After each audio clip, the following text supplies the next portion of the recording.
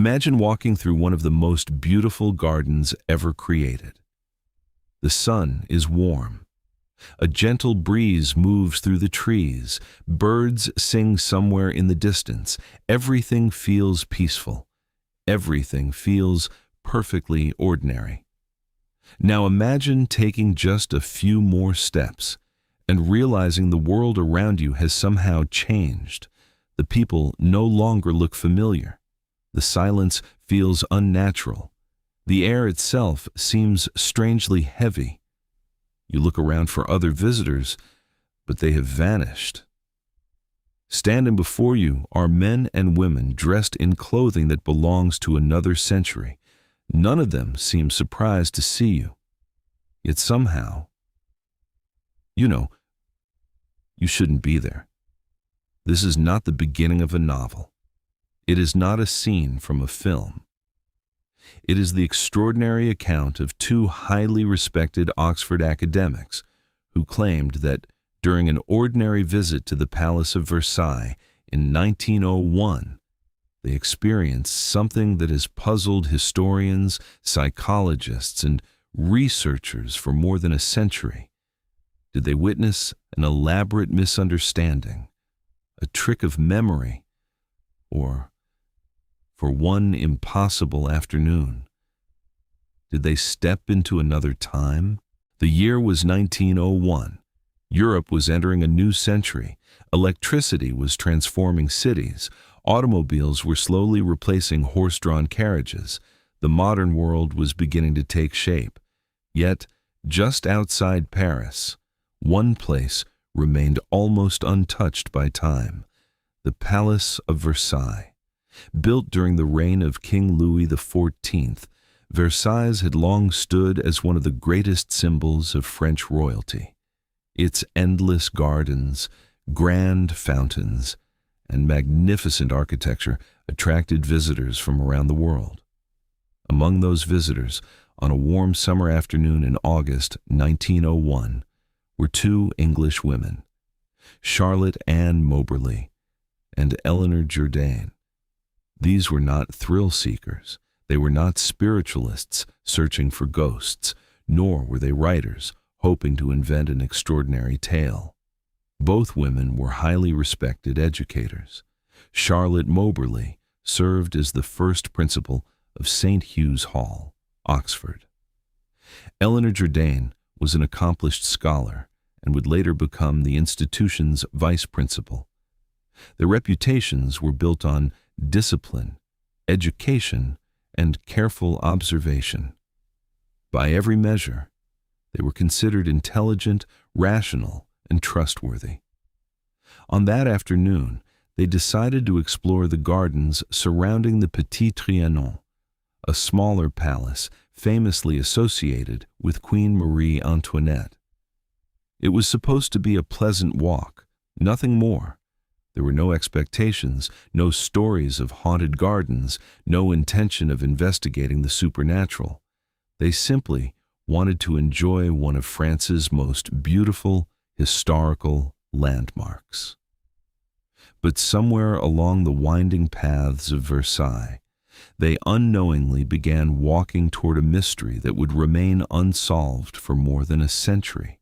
As Charlotte Moberly and Eleanor Jourdain continued their walk toward the Petit Trianon, they realized something wasn't quite right.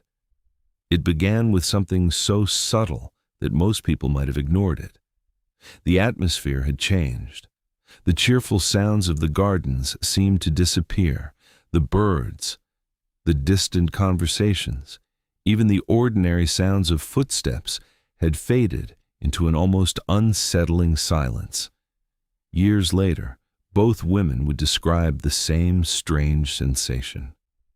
It was as though the air itself had become unnaturally heavy.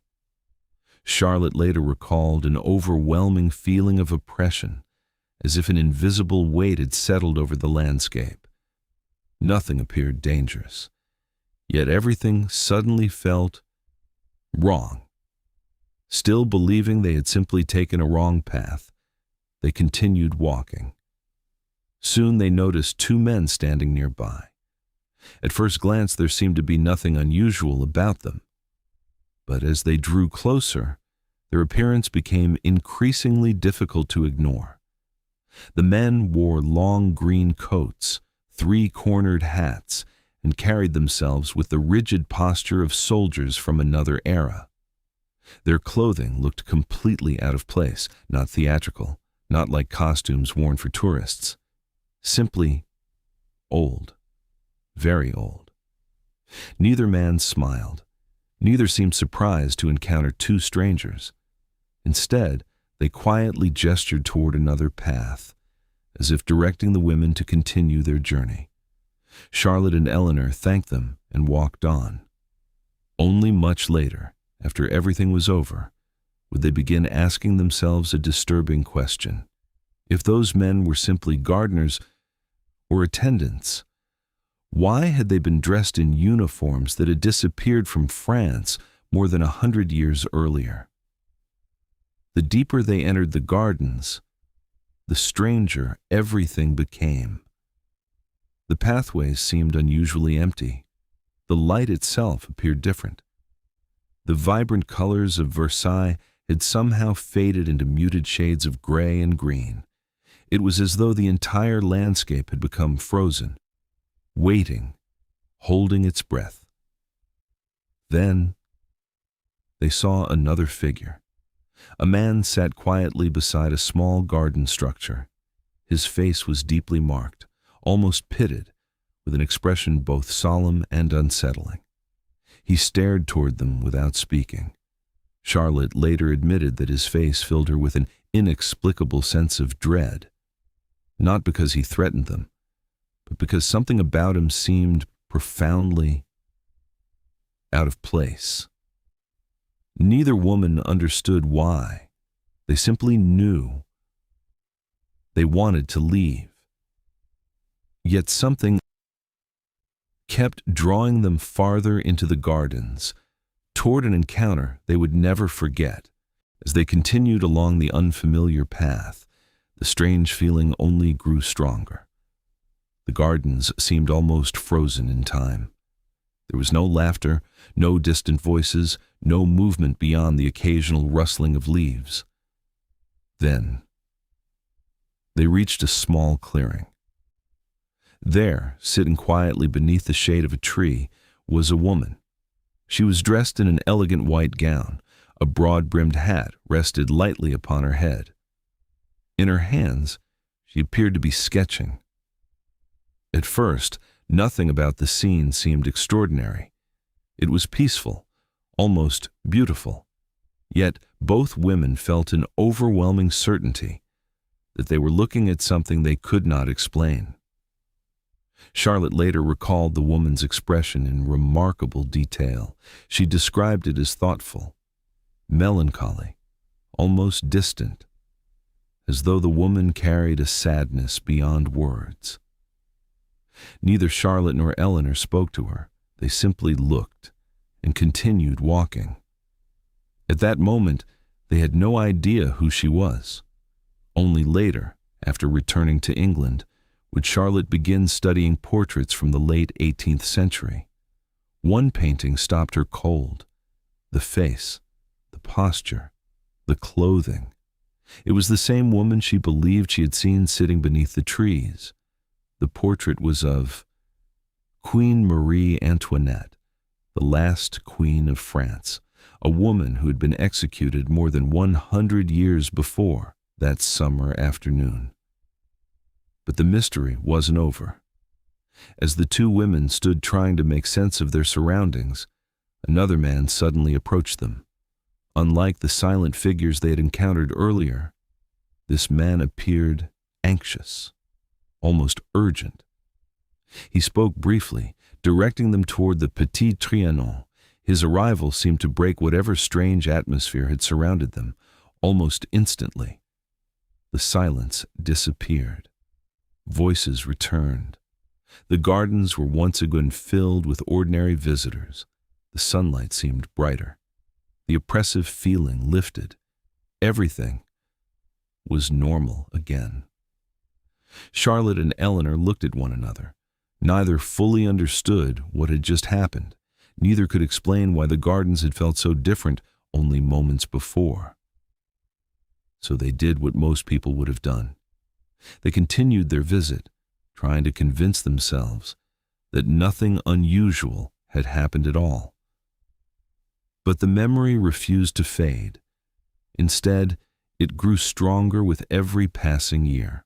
Without another word, Charlotte Moberly and Eleanor Jourdain continued toward the Petit Trianon. Around them, Versailles had become exactly what they had expected it to be. Tourists wandered through the gardens. Conversations filled the air. Laughter echoed between the trees. The strange silence had vanished. The oppressive feeling was gone. It was as though someone had quietly lifted a curtain, revealing the ordinary world once again. Neither woman immediately spoke about what had happened. Perhaps they assumed they had simply become lost. Perhaps fatigue had played tricks on their minds, or perhaps the experience was simply too strange to describe. The visit came to an end. They returned to England. Life continued. Lessons were taught. Meetings were held. Days became weeks. Weeks became months. Yet something refused to leave them. Certain images remained remarkably vivid. The two silent men in green coats. The unsettling man whose expression had filled them with unease. The woman sitting peacefully beneath the trees. Unlike ordinary memories, these refused to fade. Instead, they became sharper, more persistent, almost demanding an explanation. Eventually, Charlotte and Eleanor did something that would transform an unusual afternoon into one of history's most debated mysteries. Without discussing their memories in detail, they each began writing down everything they could remember, independently, every path, every face, every conversation, every strange feeling. What they discovered next would surprise them both. Weeks passed, but the afternoon at Versailles refused to become just another memory. The images remained remarkably clear, not blurred, not dreamlike, but vivid, almost unsettlingly vivid. Charlotte Moberly and Eleanor Jourdain eventually agreed to compare the notes they had written independently. They expected to find differences. After all, human memory is imperfect. People forget details. They misremember places. They unintentionally influence one another. Instead, they found something that surprised them. Although each woman had noticed different details, their accounts overlapped in remarkable ways. Both described the same strange atmosphere. Both remembered the unusual silence. Both recalled the oddly dressed men. Both agreed that something about the gardens had felt profoundly different from the Versailles everyone else seemed to know. The more they compared their memories, the more convinced they became that they had experienced something extraordinary. Still, they remained cautious. Neither woman rushed to publish sensational claims. Instead, they returned to Versailles, again and again, determined to discover whether they had misunderstood what they had seen. They carefully walked the same paths, compared maps, studied the layout of the gardens, examined historical records. Every visit raised new questions. Some landmarks, they remembered, appeared to no longer exist. Other paths seemed different from those they had walked during that mysterious afternoon. Then came another surprise. As they researched 18th-century Versailles, they began finding historical details that appeared to match parts of their experience: buildings, garden structures, and clothing styles that they claimed they had not known about before their visit. Could they somehow have absorbed this information without realizing it? Or had they unknowingly reconstructed the past from scattered historical clues? The mystery was growing, not smaller, larger. Eventually, after years of careful discussion and research, The two women made a decision that would transform their private experience into an international mystery. In 1911, under the pseudonyms Elizabeth Morrison and Frances Lamont, they published a book titled An Adventure. It described everything they believed had happened that afternoon at Versailles. The response was immediate. Some readers were captivated. Others were deeply skeptical. The debate had begun, and more than a century later, it has never truly ended. Following the publication of An Adventure, the story spread quickly. Some readers believed Charlotte Moberly and Eleanor Jourdain had experienced something extraordinary. Others dismissed the entire account as fantasy. But historians asked a different question. Not, did they travel through time? Instead, how much of their story can actually be verified? It was a question that researchers would spend decades trying to answer. Some discoveries were certainly intriguing. The women described parts of the Versailles grounds that appeared different from the layout familiar to visitors in 1901. Later research suggested that certain pathways and small garden features had indeed changed over time. They also described clothing that closely resembled fashions from the late 18th century, details that seemed strangely accurate. Yet none of this proved they had stepped into the past. Historians pointed out another possibility. Versailles was, after all, a historic royal estate. Artists, garden workers, or even visitors attending historical events could have been dressed in period clothing. Could Charlotte and Eleanor simply have misunderstood what they were seeing? Another question concerned memory itself. The women did not immediately publish their experience. Instead, years passed before an adventure appeared in print. Psychologists have long observed that memory is not like a photograph. Each time we recall an event, our minds unconsciously reconstruct it. Tiny details may grow clearer or change entirely without us ever realizing it. Could years of reflection have unintentionally reshaped what they remembered? Then there was another fascinating possibility. Neither woman claimed to know much about the history of Versailles before her visit, yet later researchers argued that both were highly educated scholars.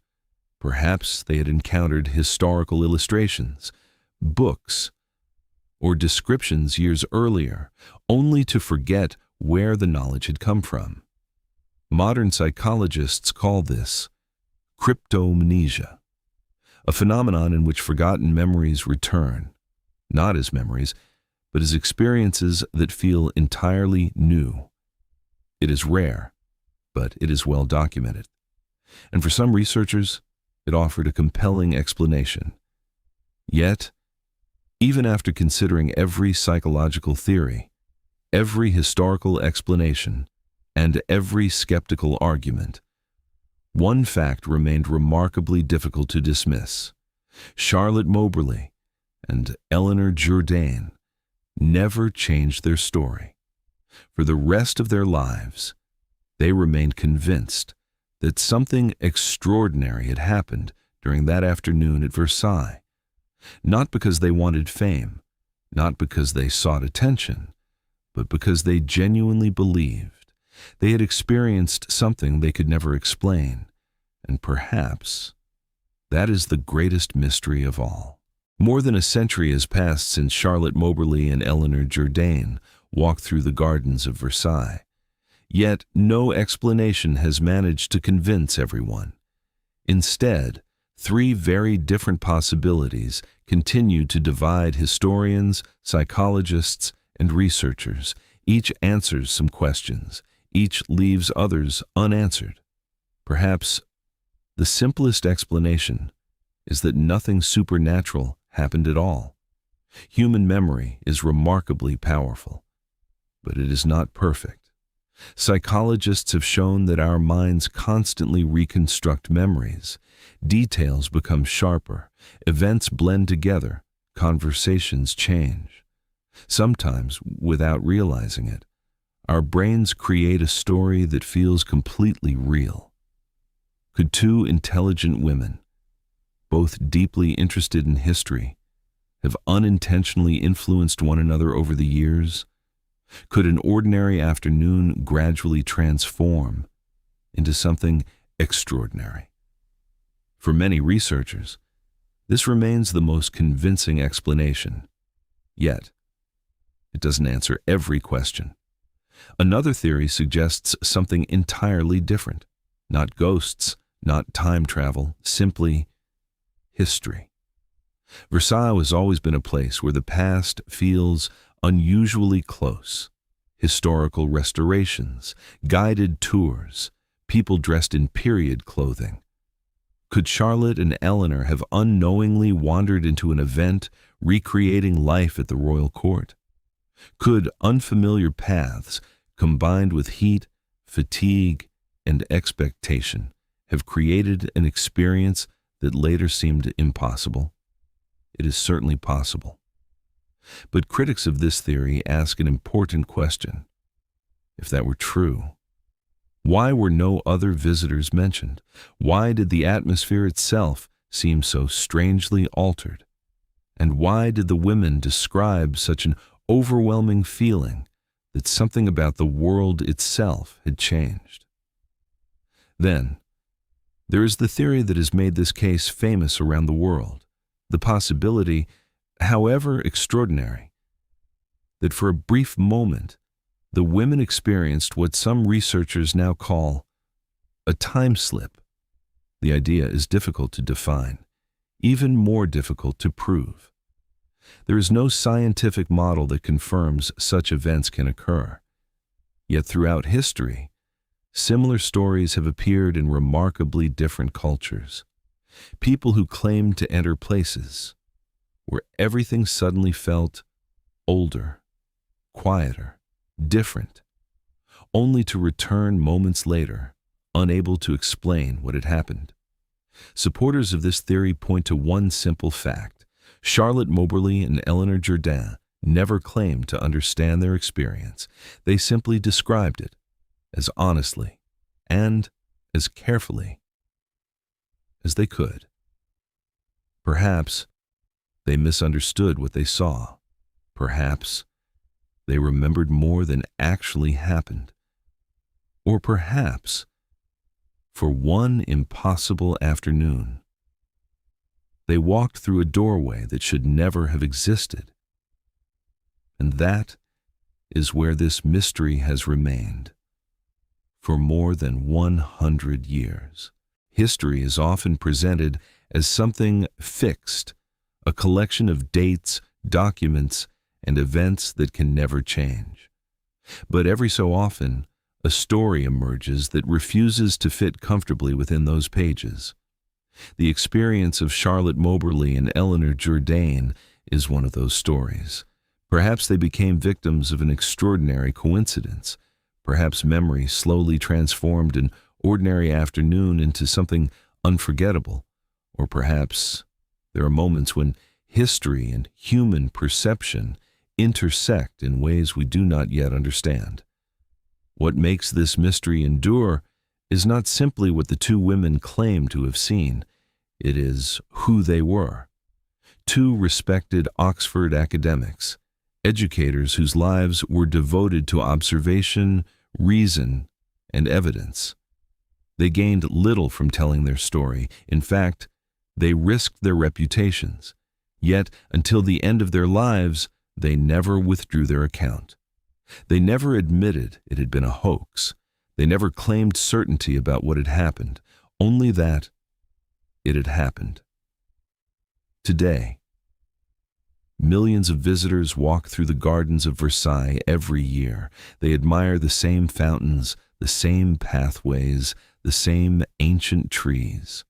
Most leave with photographs and memories of one of the world's most magnificent palaces, but every now and then, someone pauses, looks down a quiet path, feels an unexpected stillness, and remembers the story of two women who believed they had stepped into another century.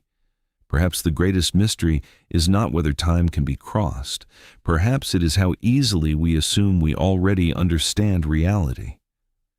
History has a remarkable way of reminding us that certainty is often an illusion. And sometimes the questions we cannot answer are the ones that stay with us the longest. So, what do you believe happened that summer afternoon in 1901? A misunderstanding? A remarkable trick of memory? Or, for one impossible moment, did two ordinary women witness something that should have been impossible? The answer may still be waiting somewhere among the silent gardens of Versailles.